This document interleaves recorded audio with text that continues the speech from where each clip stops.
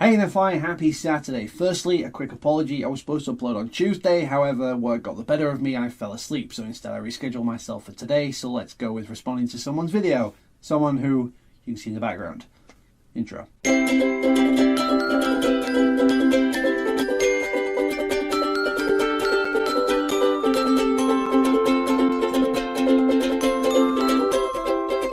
Wednesday the 28th of May 2014, Sort of Sam talked about finding the balance. The theme was you now versus you a year ago. And his response to that was, I think that myself last year was a little bit more of in a state of imbalance, if that makes sense. One of the biggest things I took away from that video back in 2014, and probably something I still take away from the video now in 2020, is that he described himself as an airhead a year ago, and still kind of an airhead now.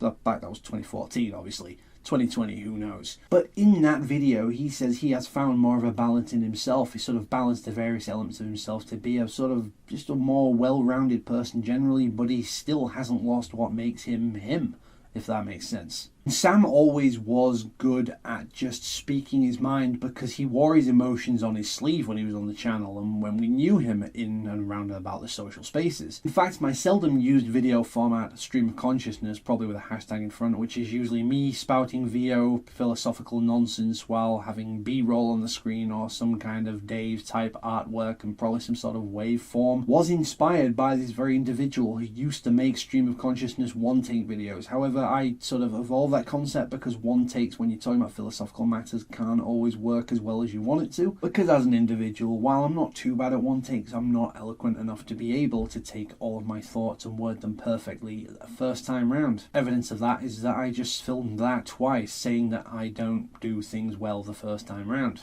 He also talks about one of the grounding principles that made him more of a, instead of a, I was like this, and now I'm like this. He made more connections with people. He went through a lot of experiences in life, such as living on his own, going through some personal hardships as well, and coming out the other side all stronger for it. And on that first point, I have pretty much failed badly in the last year, for example, because while I've got more work than ever on the community management side, and I'm dealing with more people day to day, it's very rarely to do with just speaking to people and having fun and saying how their day went. Usually it's answering emails or problems or dealing with situations as they arise or dealing with the internal structure of a moderation team or coming up with new social media policies, practices or rules regarding certain things as they happen in spaces such as Twitch chats and of course Discord servers. And because I'm so focused on the details and the practices of doing these things, I tend to focus less on just getting to know people and just having fun and having those connections, especially looking to NFI and how it used to be and how we used to have 7 videos every week from different people. I mean, it was the same faces, but it wasn't the same 3 faces. It was the same 14 to 20 faces who would agree to make a video every couple of weeks to give someone else a chance to weigh in on the conversation. And while we did tend to have regulars like Niall, who used to do a question Tuesday nearly every Tuesday, it was still a really cool time because you kept in contact with people that while we were doing this for a reason, the main reason was talking to people, having fun, being social and just learning from each other, but doing it in a way that doesn't feel arbitrary. You fast forward to 2020 and I haven't done that in a hell of a long time. I mean, yeah, I'm making NFI videos, but most of them I'm filming well in advance and uploading on the channel and forgetting about them because I just don't have the time to be able to film a couple of days before in response to someone else filming something. And the passage of time is obviously something that improves us and also degrades us in other ways, because in 2014, yes, I was being much more social, but professionally speaking, I didn't have a second career to talk about. I didn't have anything to occupy my time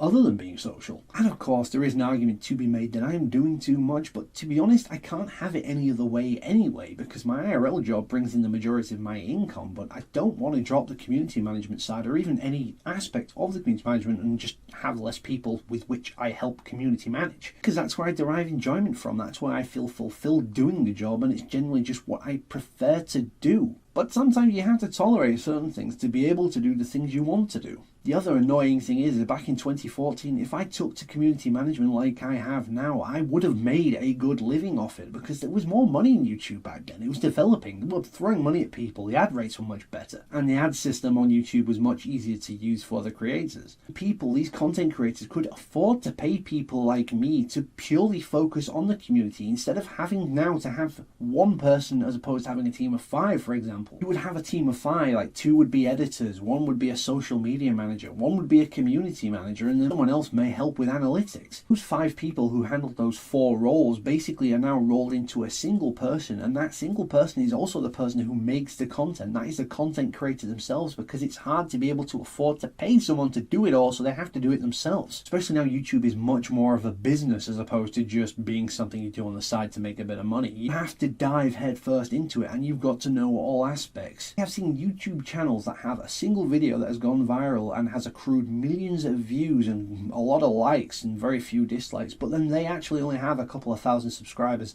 at most. And the other videos on their channels haven't fared anywhere as well. You may be lucky if there's a couple of hundred views and a couple of likes. But back to the actual topic what Sam was talking about. There is also the hardships, and I haven't really had many hardships. I'm very lucky in that regard. I've had spots where my mental health has been less than great, and I've had times where I've just felt really low and I've been ill, but I mean, that's nothing that people don't put up with on a day-to-day basis. It could be a lot worse, and I just did what I normally do to get over it. Help me move on from these little bouts of problems and just get on with life, because the world doesn't wait for you, it just moves on regardless. So you have no choice other than to move on. This has been actually quite a fulfilling self-analytical exercise as opposed to just responding to a video that I chose based on what I remember. Well, thanks for indulging me for however long this went on. I'll soon find out when I start the edit, I suppose. Just full disclosure, I haven't actually spoken to Sam in around 4 years, so I'm not entirely sure how the dude's doing. I just hope he's doing well. I hope you are all doing well and having a nice day. Speaking of which, Dave, we'll see you on Tuesday. Thanks for watching. Have a great day, as previously mentioned. And I'll see you all around on Tuesday, as previously mentioned. I will stop talking now.